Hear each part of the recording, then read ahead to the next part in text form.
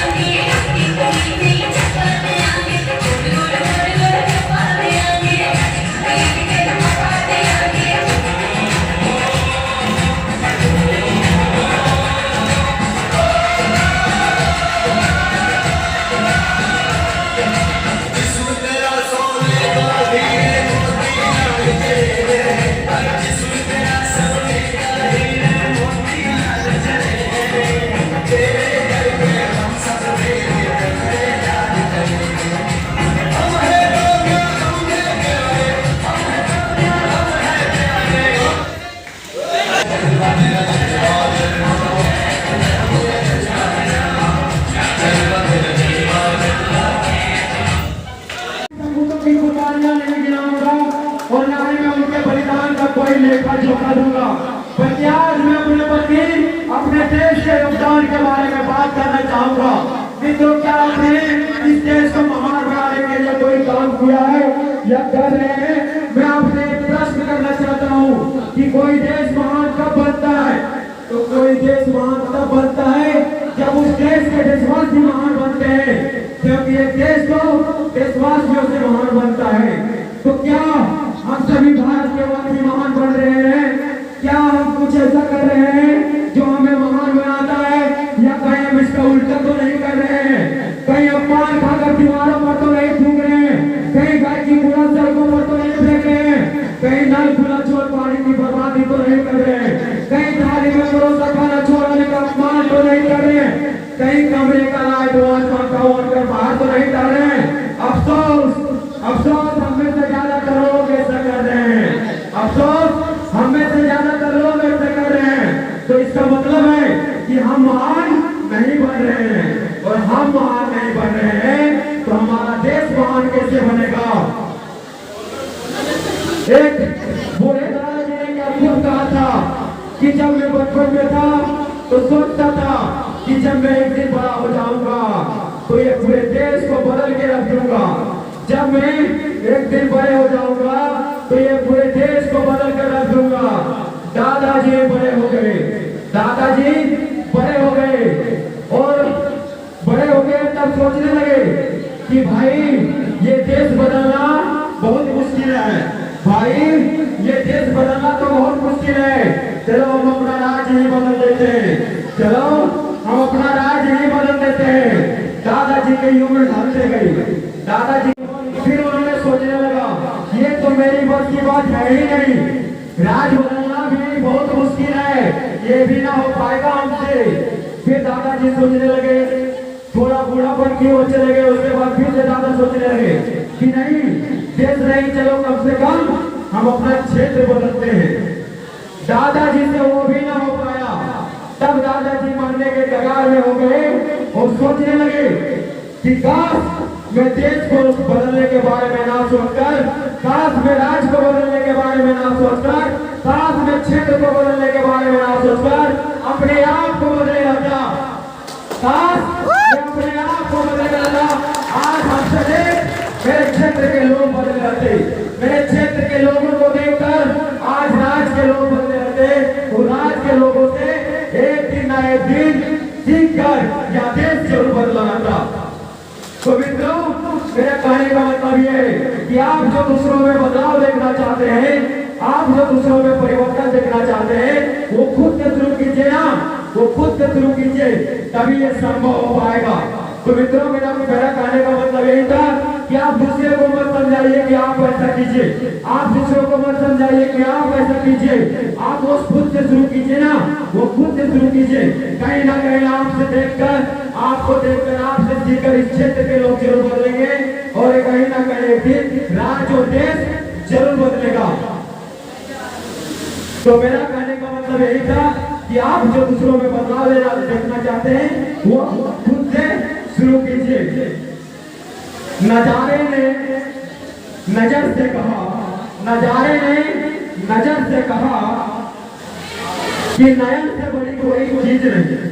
नजारे ने नजर से कहा कि नयन से कोई बड़ी चीज नहीं। मेरे दिल से भी आवाज आई, इस वतन से बड़ी कोई चीज नहीं। बस इतना ही कहकर मैं अपने वाणी को विराम देता हूँ। सोच बदलो तो नजारे बदल जाएंगे, नजर बदलो तो नजारे बदल जाएंगे। Happy birthday to you, happy birthday to you, happy birthday to you, happy birthday to you, yes happy birthday to you.